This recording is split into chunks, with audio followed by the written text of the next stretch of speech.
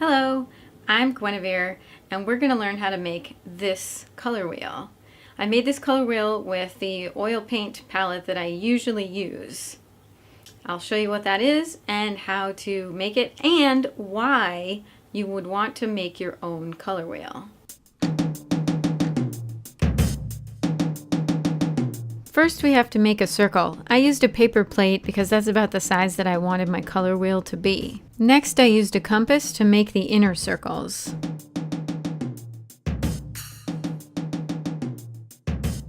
Then I made some notes on the circle of where I wanted each color to be. You want to make sure to have red opposite from green, blue opposite from orange, and yellow opposite from purple. Then draw some lines in to separate the colors. They don't have to be perfectly spaced now, you can adjust them later while you're painting it.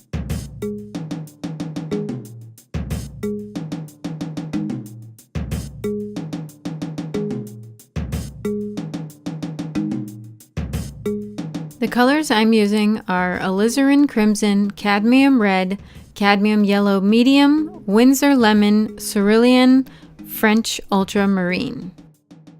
I'm using Megilp for my mixing medium.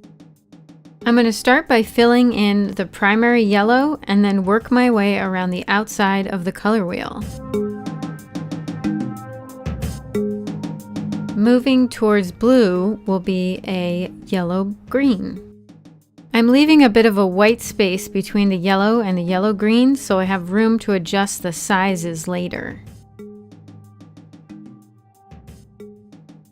The main reason you should make your own color wheel is to help you learn how to mix and also to learn your specific palette.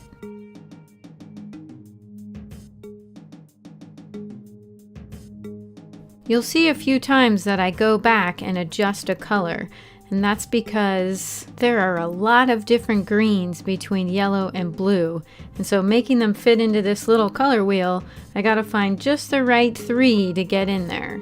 So just like a musician practices doing scales, we're practicing a color wheel so that we can practice mixing color just for the sake of learning to mix color.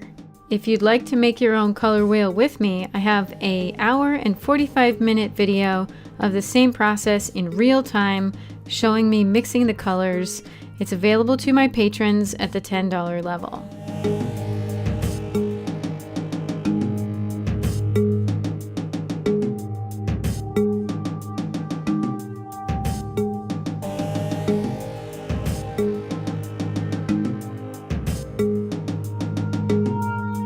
Now we're going to put our primary blue.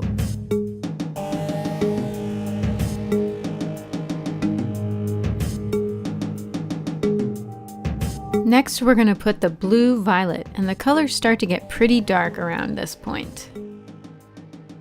Next we're going to put in our violet or purple. With the paints that I'm using, this color comes out really dark. We are also halfway around the circle, so once we get all the way around, then we're going to fill in the middle. Next up, red violet. So part of the challenge of making your own color wheel is learning how to use the colors that are on your palette to make the colors in the color wheel. One thing that you'll learn by making your own color wheel is that your idea of red or blue or yellow might be slightly different than someone else's, and it might be different than what a color wheel you buy at the store is. So this is an opportunity to learn what your idea of a true red is.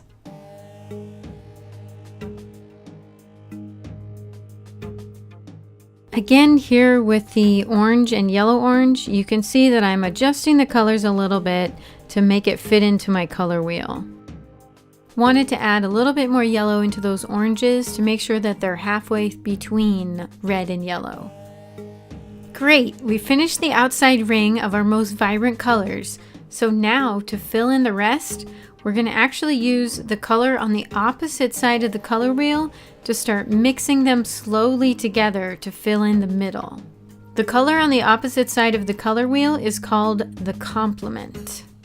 The complement to yellow is violet, so we start mixing a tiny bit of violet into that yellow to get our first step. As we go down each step, we add more and more violet until we get to the middle, and then you can either work from the purple inwards, or in this case I decided to just keep going and adding more and more violet.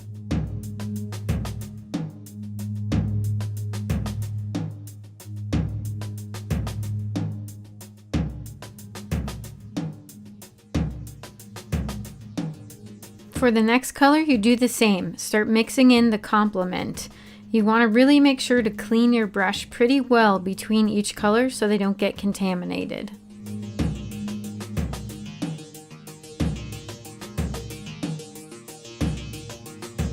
This is where you can really start to learn how to mix colors and learning how much of that complement color do I need to add to get to the next step, and how many steps am I going to have.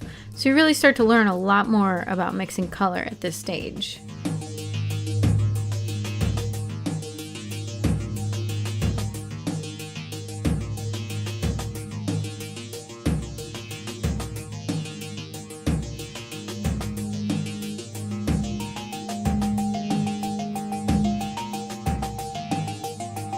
Another thing you'll learn is if you didn't mix enough of, say, the orange and the green, you're going to have to mix that same orange and that same green again so that you can make all the different steps in the middle of the circle.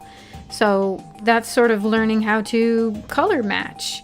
You have the color already on your palette, and you're going to want to mix up a little bit more to match that same color so that your color wheel is cohesive.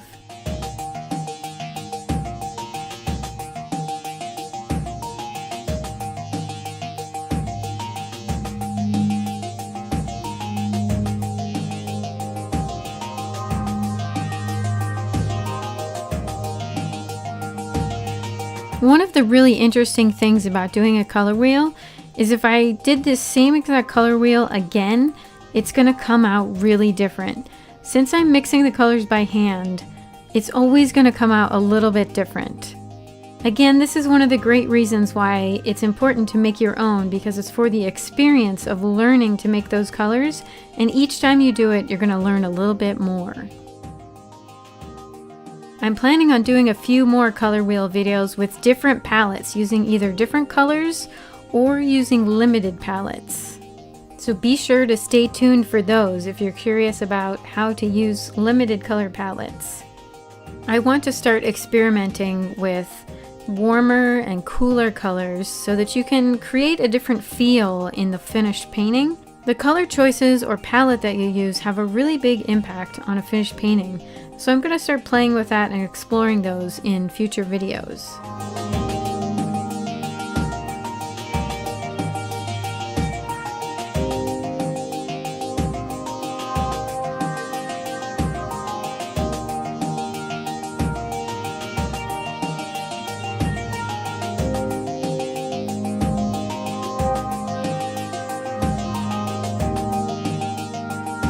I hope you do decide to make your own color wheel, and if you want to do it along with me, I do have the full-length version of this with all the color mixing and a lot more tips and tricks on how to do it. That hour and 45-minute video is only available to my patrons.